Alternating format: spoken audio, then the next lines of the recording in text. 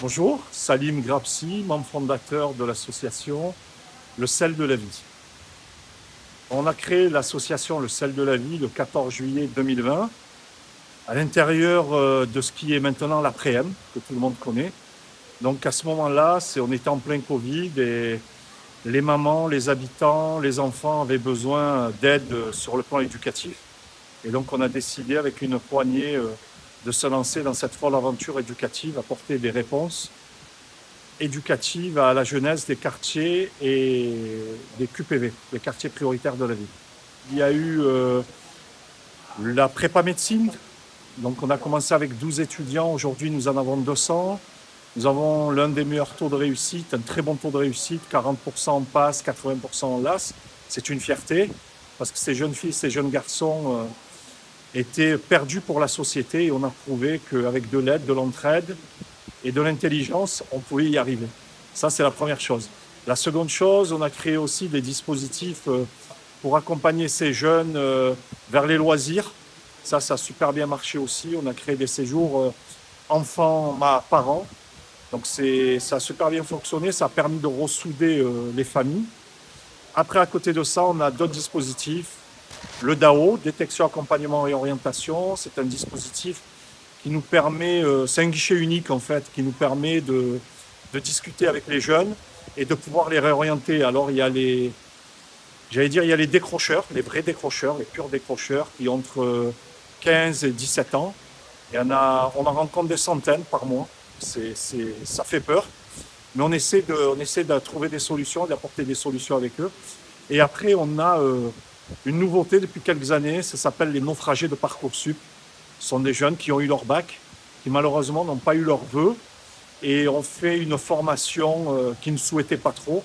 Et du coup, ça les a un peu dégoûtés des études supérieures. Du coup, on travaille avec eux là-dessus.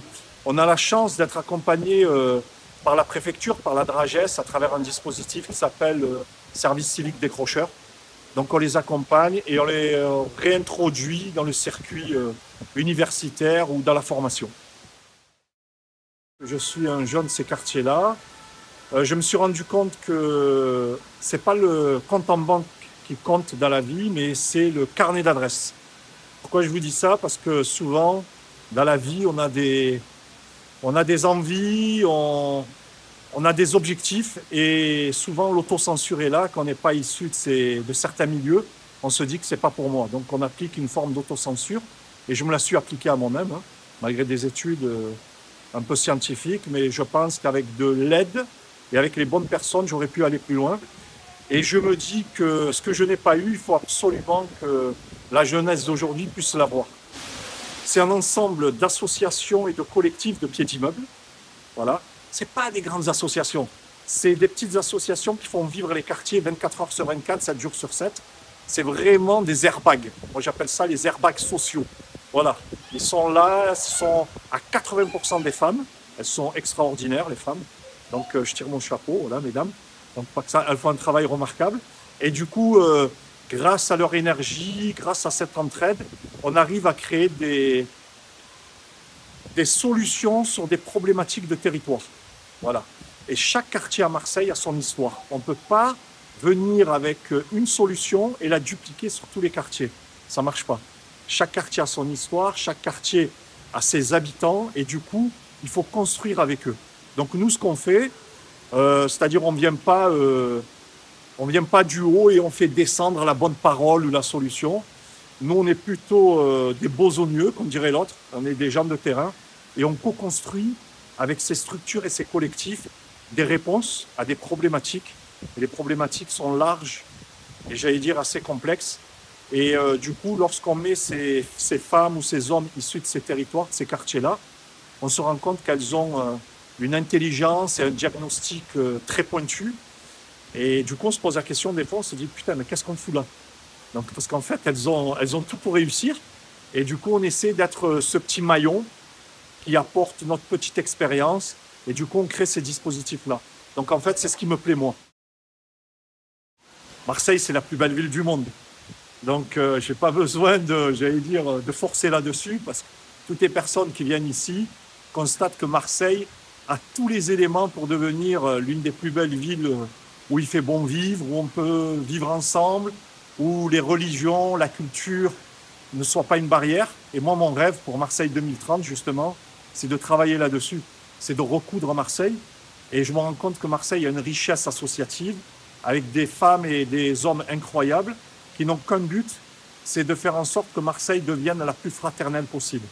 Et donc, moi, je m'inscris là-dedans, et surtout l'association s'inscrit là-dedans, mais en apportant une excellence, montrer que ces territoires, les quartiers nord de Marseille, c'est la solution de Marseille pour 2030. Parce que 55% de la jeunesse habite ces territoires-là. Et donc, si on ne les accompagne pas, on va rater quelque chose. C'est pour ça qu'on se donne, nous, 5-6 ans pour pouvoir y arriver, avec les dispositifs qu'on met en place, avec le sel de la vie. C'est apporter notre petite pierre à l'édifice et apporter aussi notre petite aiguille et notre petite boule de fil là, pour pouvoir recoudre nos territoires et après voir avec les partenaires comment ensemble on peut faire briller Marseille. Pour réparer et pour remettre à flot les quartiers nord, il ne faut pas uniquement que de l'argent, il n'en faut pas beaucoup, d'accord? Il n'en faut pas beaucoup. Je pense qu'il faut des gens qui comprennent ce qui se passe, des gens qui changent leur logiciel concernant les habitants des quartiers populaires et le monde associatif, et de venir le plus simplement possible autour d'une table et de dire comment on peut co-construire ensemble des réponses par rapport aux problématiques que vous avez sur le terrain. Je pense que si on a cette intelligence collective, on peut y arriver. On peut y arriver et je pense que non seulement on peut y arriver, mais on peut être un cas d'école pour les autres villes. Dans nos territoires, il y a plusieurs dizaines de nationalités et la culture, eh ben, on y baigne dedans. C'est un océan de culture. Après, concernant l'art, sur le dispositif que nous avons qui s'appelle les Daronnes prennent le large, on fait passer le permis bateau à des mamans issues des quartiers populaires. Cette année, on leur a donné un appareil photo et en fait, elles vont photographier leur quotidien et leur quartier. C'est ma vie, mon quartier à travers mon regard, à travers mon objectif. Et donc le but pour nous, c'est de montrer que ces territoires-là, les quartiers, ce ne sont pas uniquement que des faits divers, mais c'est quelque chose de très joyeux, de très vivant. Et l'art est quelque chose pour nous de très important parce que c'est ce qui nous habite les uns et les autres. On vient tous d'ailleurs et on a tous une culture différente et on se dit que si on l'additionne, eh ben, vous savez, c'est comme l'arc-en-ciel. Hein. Lorsqu'on additionne les couleurs, ben, c'est la lumière blanche, ça éblouit. Depuis peu, on est reconnu d'intérêt général, donc vous pouvez défiscaliser chez nous. On est Calliope, donc si vous menez des actions, vous avez un livret d'actions, donc on peut intervenir aussi. Et vous pouvez aller sur notre site, leseldelavie.fr, parce qu'on est issu de ces territoires-là, et on se rend compte que s'il n'y a pas des femmes et des hommes pour pouvoir aider, pour pouvoir tendre la main, ça ne se fera pas. Et il y a toujours en nous quelque chose... c'est quelque chose un peu de dingue hein, qui est en nous, c'est une forme de non-assistance à personne en danger, c'est ce que je vois. Je me dis que si je ne le fais pas, si on ne le fait pas nous à travers notre structure, qui le fera? Alors c'est pour ça qu'on forme la jeunesse.